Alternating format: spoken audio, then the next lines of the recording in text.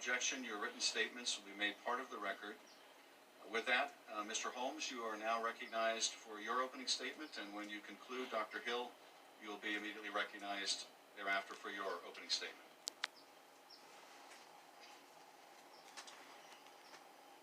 Thank you. Good morning, Mr. Chairman, Ranking Member Nunez, and members of the committee. My name is David Holmes, and I'm a career Foreign Service Officer with the Department of State. Since August 2017, I've been the political counselor at the U.S. Embassy in Kyiv, Ukraine. While it is an honor to appear before you today, I want to make clear that I did not seek this opportunity to testify today. Since you determined that I may have something of value to these proceedings and issued a subpoena, it is my obligation to appear and to tell you what I know. Indeed, as Secretary Pompeo has stated, I hope everyone who testifies will do so truthfully and accurately. When they do, the oversight role will have been performed, and I think America will come to see what took place here. That is my only goal, to testify truthfully and accurately to enable you to perform that role. And to that end, I put together this statement to lay out as best I can my recollection of events that may be relevant to this matter. By way of background, I have spent my entire professional career as a Foreign Service officer. Like many of the dedicated public servants who have testified in these proceedings, my entire career has been in the service of my country. I'm a graduate of Pomona College in Claremont, California, and received degrees in international affairs from the University of St. Andrews in Scotland and from Princeton University's Woodrow Wilson School of Public and International Affairs. I joined the Foreign Service in 2002 through an apolitical, merit-based process under the George W. Bush administration. And I have proudly served administrations of both parties and worked for their appointees, both political and career. Prior to my current post in Kyiv, Ukraine, I served in the political and economic sections at the U.S. Embassy in Moscow, Russia. In Washington, I served on the National Security Council staff as Director for Afghanistan and as a Special Assistant to the Undersecretary of State. My prior overseas assignments include New Delhi, India, Kabul, Afghanistan, Bogota, Colombia, and Pristina, Kosovo. As the political counselor at the U.S. Embassy in Kyiv, I lead the political section, covering Ukraine's internal politics, foreign relations, and security policies. And I serve as the senior policy and political advisor to the ambassador. The job of an embassy political counselor is to gather information about the host country's political landscape, to report back to Washington, to represent U.S. policies to foreign contacts, and to advise the ambassador on policy development and implementation. In this role, I'm a senior member of the embassy's country team and continually involved in addressing issues as they arise. I'm also often called upon to take notes in meetings involving the ambassador or visiting senior U.S. officials with Ukrainian counterparts. For this reason, I've been present in many of the meetings with President Zelensky and his administration, some of which may be germane to this inquiry. While I'm a political counselor at the embassy, it is important to note that I am not a political appointee or engaged in U.S. politics in any way. It is not my job to cover or advise on U.S. politics.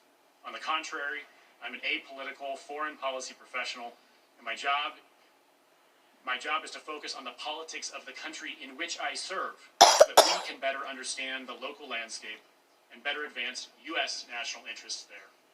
In fact, during the period that we'll cover today, my colleagues and I followed direct guidance from Ambassador Yovanovitch and Ambassador Taylor to focus on doing our jobs as foreign policy professionals and to stay clear of Washington politics.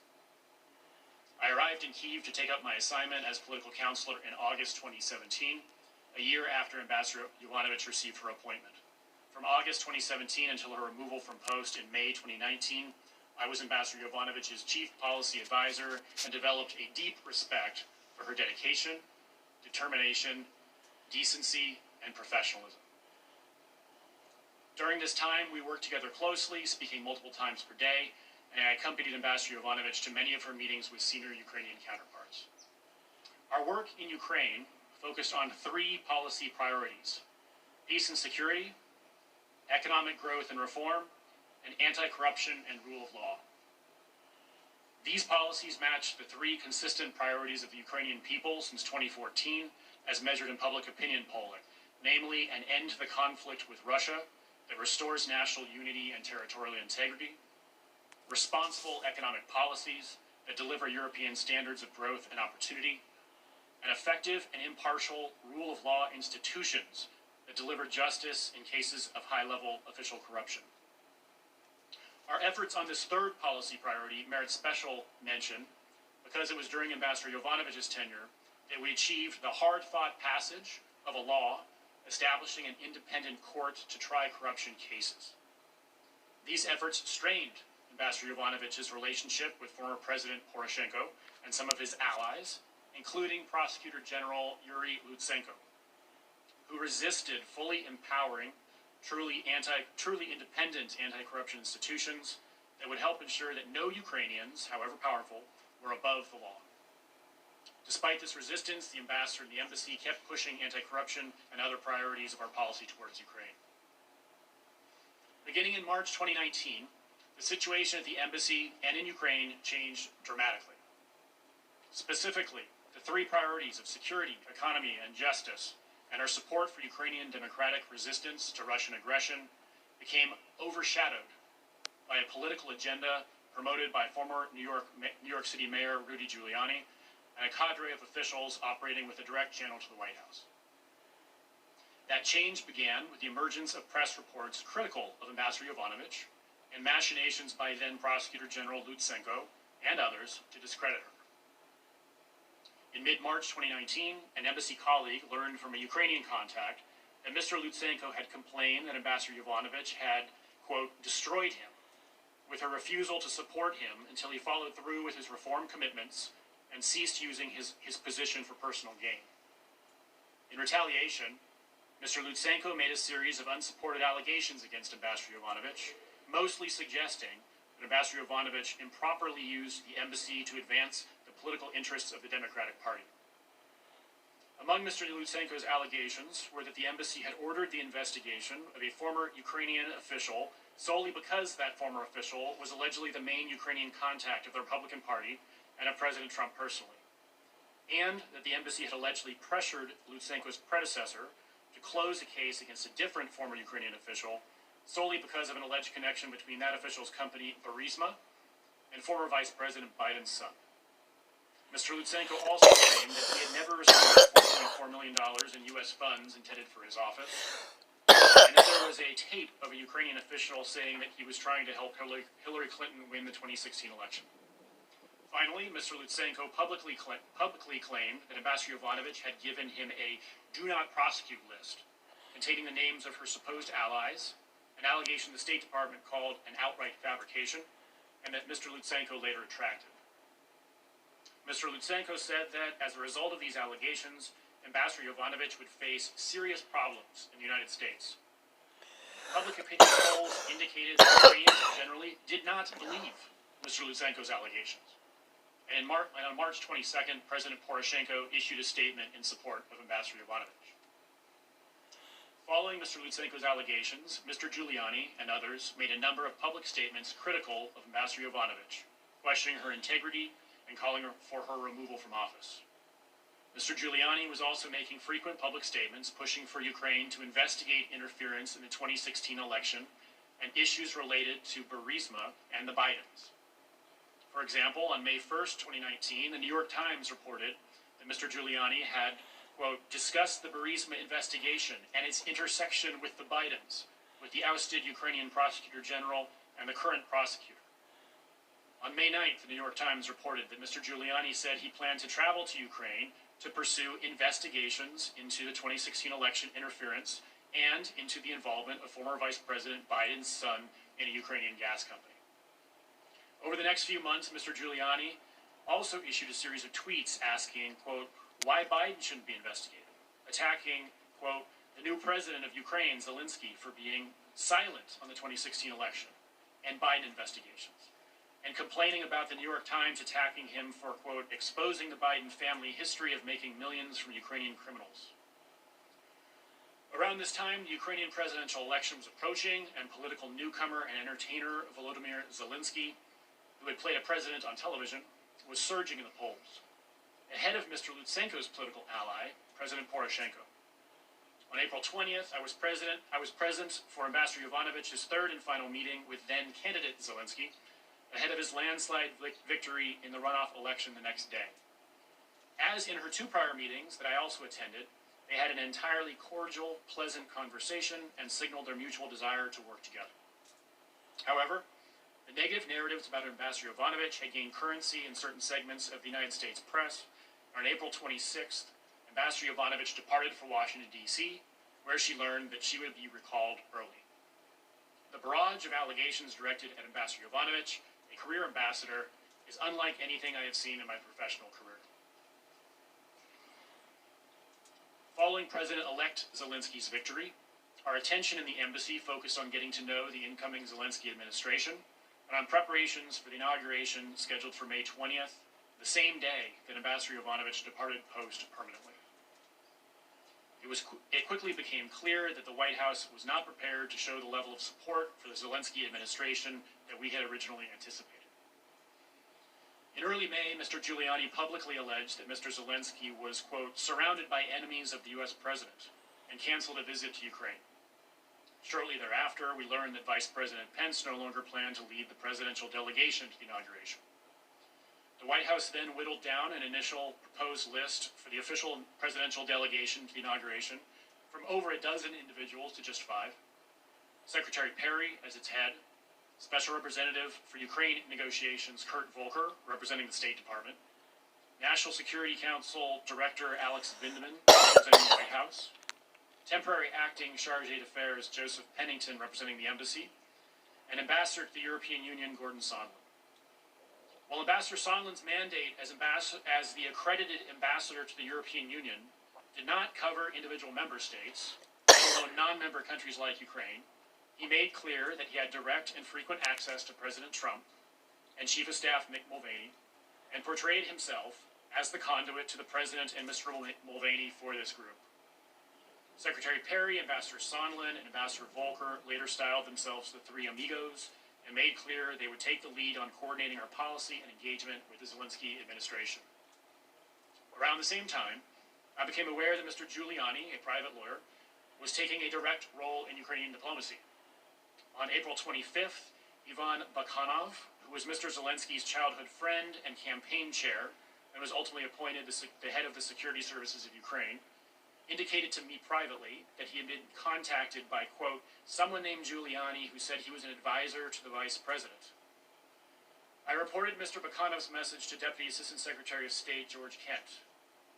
Over the following months, it became apparent that Mr. Giuliani was having a direct influence on the foreign policy agenda that the Three Amigos were executing on the ground in Ukraine.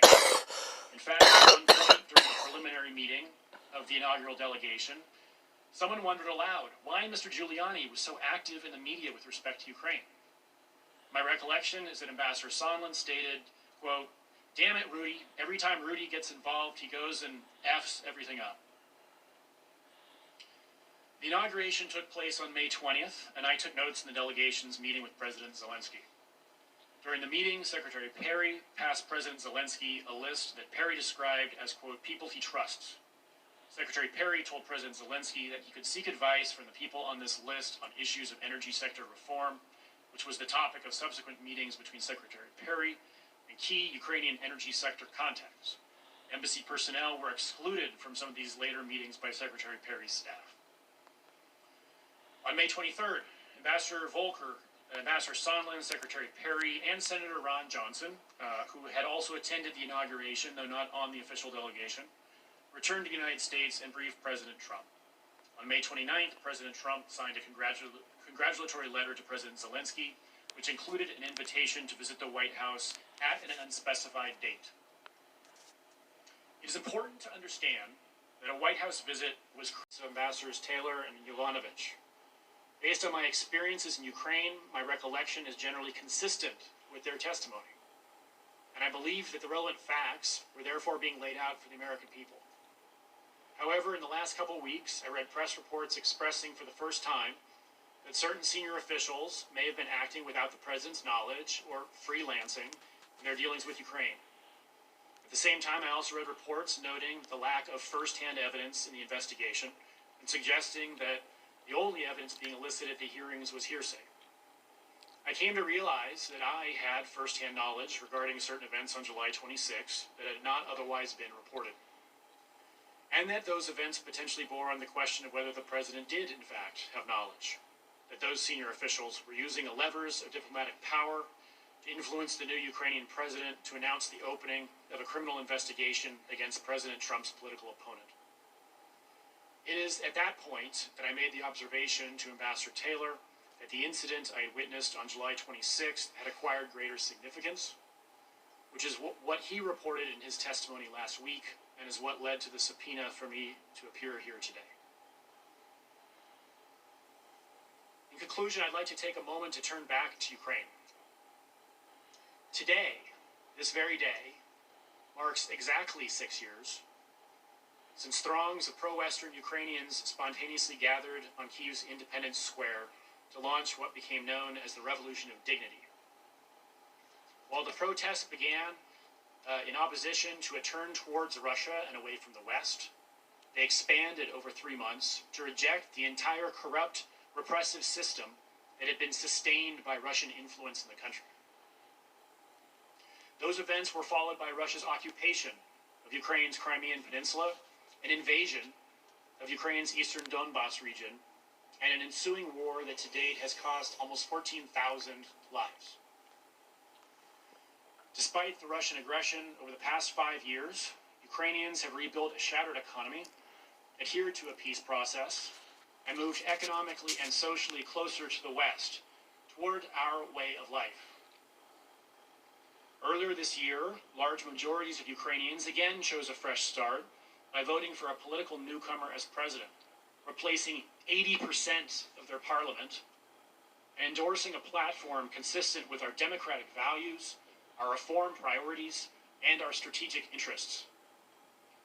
This year's revolution at the ballot box underscores that despite its imperfections, Ukraine is a genuine and vibrant democracy and an example to other post-Soviet countries and beyond, from Moscow to Hong Kong.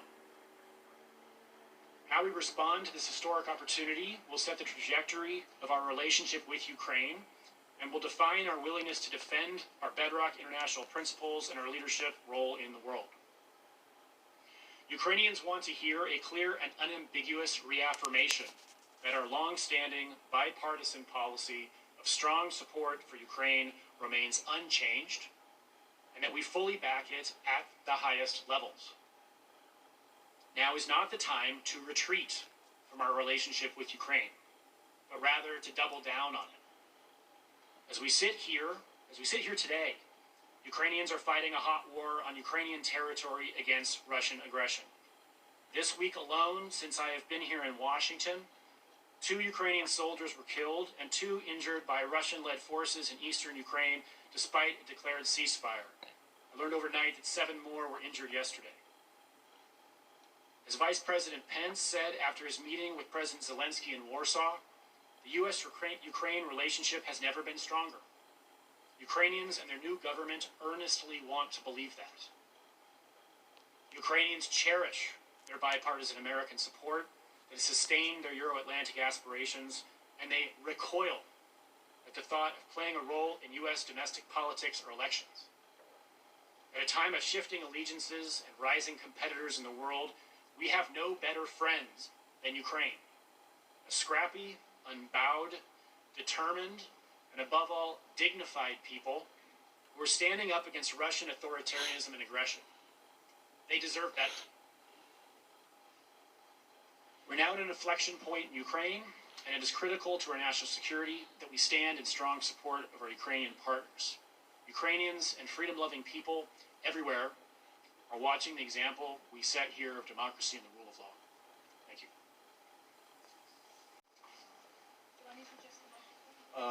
Is the microphone on? I believe it is now. Is that Yes, correct? perfect. Thank you again, Mr. Chairman. Mr. Chairman, Ranking Member Nunes and members of the committee, thank you for inviting me to testify before you today.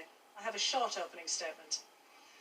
I appreciate the importance of Congress's impeachment inquiry, and I am appearing today as a fact witness, as I did during my deposition on October 14th, in order to answer your questions about what I saw, what I did, what I knew and what I know with regard to the subjects of your inquiry.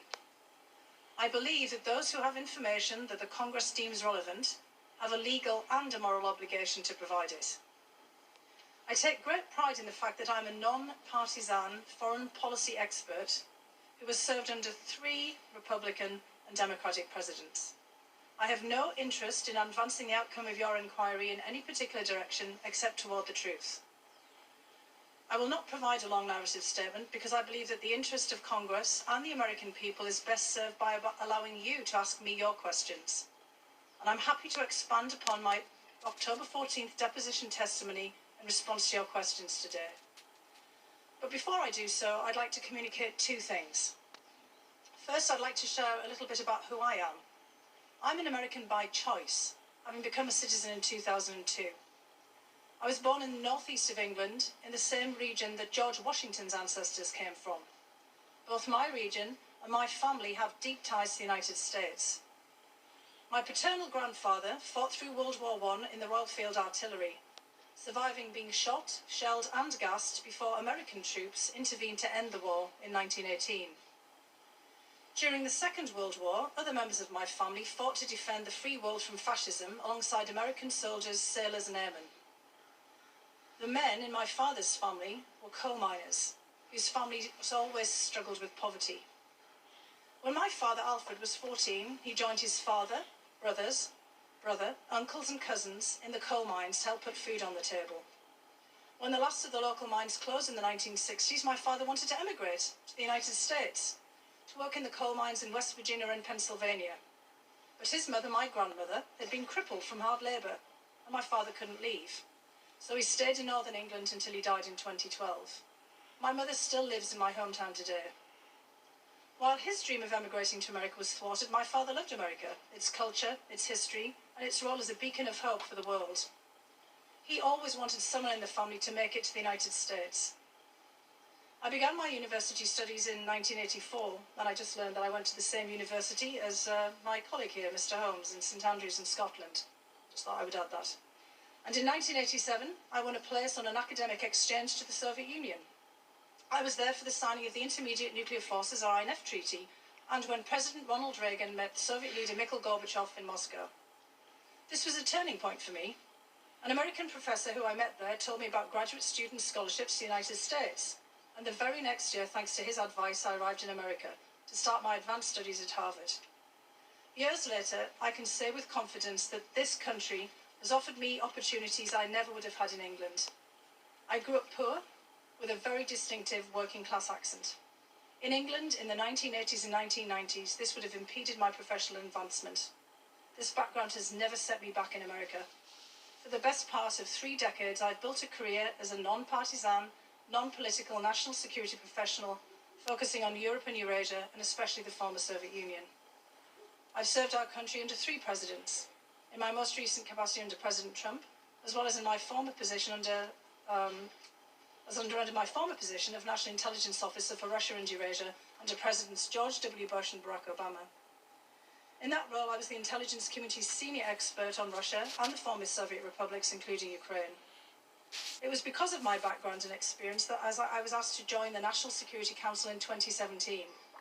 At the NSC, Russia was part of my portfolio, but I was also responsible for coordinating US policy for all of Western Europe, all of Eastern Europe, including Ukraine and Turkey, along with NATO and the European Union. I was hired initially by General Michael Flynn, Katie McFarland and General Keith Kellogg, but then I started work in April 2017 when General McMaster was the National Security Advisor.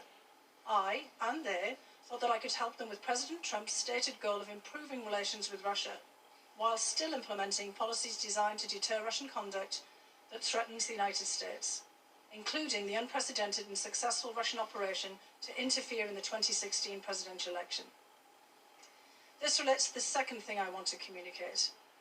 Based on questions and statements I've heard, some of you on this committee appear to believe that Russia and its security services did not conduct a campaign against our country, and that perhaps, somehow, for some reason, Ukraine did. This is a fictional narrative that has been perpetrated and propagated by the Russian security services themselves. The unfortunate truth is that Russia was the foreign power that systematically attacked our democratic institutions in 2016. This is the public conclusion of our intelligence agencies, confirmed in bipartisan congressional reports. It is beyond dispute, even if some of the underlying details must remain classified. The impact of the successful 2016 Russian campaign remains evident today. Our nation is being torn apart. Truth is questioned. Our highly professional and expert career foreign service is being undermined. US support for Ukraine, which continues to face armed Russian aggression, has been politicised. The Russian government's goal is to weaken our country, to diminish America's global role, and to neutralise a perceived US threat to Russian interests. President Putin and the Russian security services aim to counter US foreign policy objectives in Europe, including in Ukraine, where Moscow wishes to reassert political and economic dominance. I say this not as an alarmist, but as a realist. I do not think long-term conflict with Russia is either desirable or inevitable. I continue to believe that we need to seek ways of stabilising our relationship with Moscow, even as we counter their efforts to harm us. Right now, Russia's security services and their proxies have geared up to repeat their interference in the 2020 election. We are running out of time to stop them. In the course of this investigation, I would ask that you please not promote politically driven falsehoods that so clearly advance Russian interests. As Republicans and Democrats have agreed for decades, Ukraine is a valued partner of the United States, and it plays an important role in our national security. And as I told the committee last month, I refuse to be part of an effort to legitimise an alternate narrative that the Ukrainian government is a US adversary and that Ukraine, not Russia, attacked us in 2016. These fictions are harmful even if they're deployed for purely domestic political purposes. President Putin and the Russian security services operate like a super PAC. They deploy millions of dollars to weaponise our own political opposition research and false narratives. When we are consumed by partisan rancour, we cannot combat these external forces as they seek to divide us against each other, degrade our institutions and destroy the faith of the American people in our democracy. I respect the work that this Congress does in carrying out its constitutional responsibilities, including this inquiry, and I am here to help you to the best of my ability. If the President or anyone else impedes or subverts the national security of the United States in order to further domestic political or personal interests, that's more than worthy of your attention. But we must not let domestic politics stop us from defending ourselves against the foreign powers who truly wish us harm. I'm ready to answer your questions. Thank you.